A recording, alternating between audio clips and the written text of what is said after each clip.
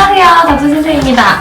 자, 오늘은 일본어 공부하는 학습 팁에 대해서 알려드릴 텐데요. 여러 학생분들이 질문을 주시는 게 그 한자 공부 꼭 해야 되면 센세라고 물어보시는 분들이 많아요.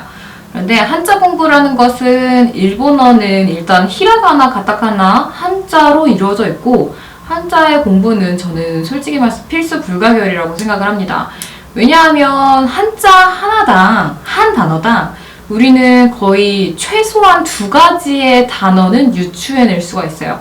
이게 무슨 말이냐면요. 우리나라에서 나무, 목이라는 한자를 아시죠? 나무로서만 이야기가 되던가 나무 목자와 어떠한 한자가 겹쳐졌을 때 목재라든지 목요일이라든지 이런 하나의 단어, 명사를 만들어버리는 패턴도 있는데 이 나무 하나만으로도 순 한글어로 되어 있는 단어도 탄생을 하죠. 그래서 즉, 이 나무목, 이 한자 하나가 가리키고 있는 단어는 나무도 있을 뿐만 아니라 하나의 명사를 이루었을 때는 목이라고 읽힌다라고 함으로써 우린 2가지의 읽는 방법을 알게 됩니다. 이거 일본도 똑같아요. 왜냐하면요, 다시 보실게요. 나무목 보시면 여러분, 나무는 일본어로 요 한자를 써서 키라고 읽습니다. 이 한자는요, 키라고 읽어요. 즉, 우리나라의 나무에 해당하는 말이 일본의 키라는 거죠. 그래서 오키 데스네 라고 했을 때는 큰 나무네요. 리빠나 키 데스네. 훌륭한 나무네요. 라고 해서 나무를 지칭하는 단어 키가 하나 나옵니다. 그런데 이걸 가지고 우리 월화수 목요일에 대해서 얘기를 해봅시다. 목요일은요, 목요일이라는 것처럼 이 한자를 쓰되 우리가 나무요일이라고 이야기하지 않고 목요일이라고 해서 목이라는 음이 탄생이 됩니다. 갖고 있었던 음이죠. 이 목요일처럼요, 이 한자의 일본어 음은 모크가 됩니다. 목요일이라고 했을 때 목요일이라는 뜻이 되죠. 즉, 한 단어당 우리는 지금 최소예요. 최소 2가지. 앞부분에 있는 나무에 해당하는 일본어, 목에 해당하는 일본어, 즉 훈과 음이 하나씩 나오기 때문에 최소 한 가지인 것도 있어요. 왜냐면 은자 이런 게 있거든요.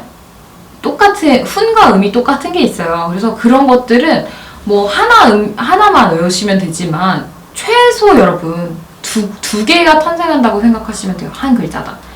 일단 한국에서는 이제 한자를 점점 사용하지 않다 보니까 이 한자 하나당 뭐 나무, 목처럼 나무와 목만 기억하면 되게끔 지금은 이런 언어적으로 발전이 되었는데 일본은 아직 한자를 쓰다 보니까 한 한자가 갖고 있는 훈이 2가지.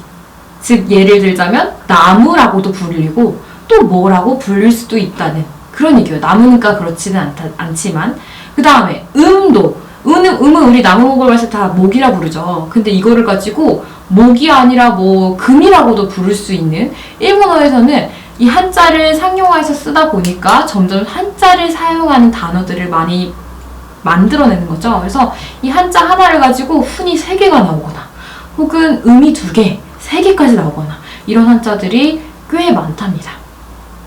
그래서 여러분들이 이제 일본어 한자를 공부해야 하나요? 라고 했었을 때 저는 나는 일본어로 논문을 쓸 거야 라고 하지 않으시는 분들 있죠. 근데 난 여행에서 회화 정도는 정말 잘하고 싶어요 라고 하시는 분들은 그래도 한자는 5급에서 4급 정도로 가는 JLPT 5급에서 4급 정도로 가는 한자는 읽으실 수 있게 해주시는 게 좋아요. 왜 읽는 게 중요하냐면요. 여러분 일본 가보셨나요? 그러면 간판 같은 거 보시면 히라가나가 제일 적어요. 뭐가 제일 많죠? 가타카나 제일 많습니다. 외래어 써있기 때문에 가타카나 많고요. 그 다음에 한자입니다. 근데 이 한자들이요, 여러분 그렇게 어려운 한자들은 아니고 5급에서 4급 정도의 한자를 그래도 알고 계시면 제 생각에는 50% 정도는 읽으실 수 있지 않나 싶어요. 그렇게 어려운 한자들로 이어져 있는 것도 아니고요. 그 다음에 저도 요즘에 느끼는 거지만 일본도 이제 레포트를 쓰거나 했을 때는 타이핑을 해서 쓰고, 그 다음에 뭐 메일 같은 거 보낼 때도 계속 이렇게 치잖아요. 쳐서 그러면 일본어에 이렇게 변환이 나옵니다. 그래서 변환이 한자를 눈으로 찾아서 선택을 하는 거예요.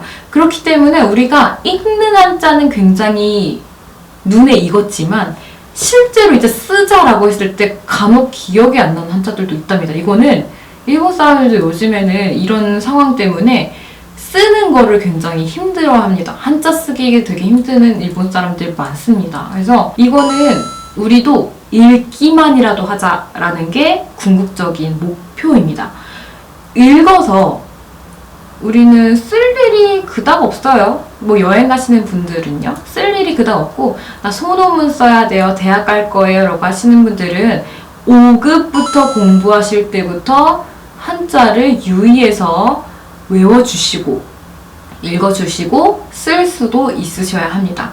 왜냐면 대학에서요. 갑자기 어떤 선생님들은 수업을 끝내시고 1시간 반짜리 수업을 끝내시게 한 1시간 15분 정도의 수업을 끝내시고 15분간 수업에 대한 감상을 쓰라고 하시는 분들이 계세요. 간혹.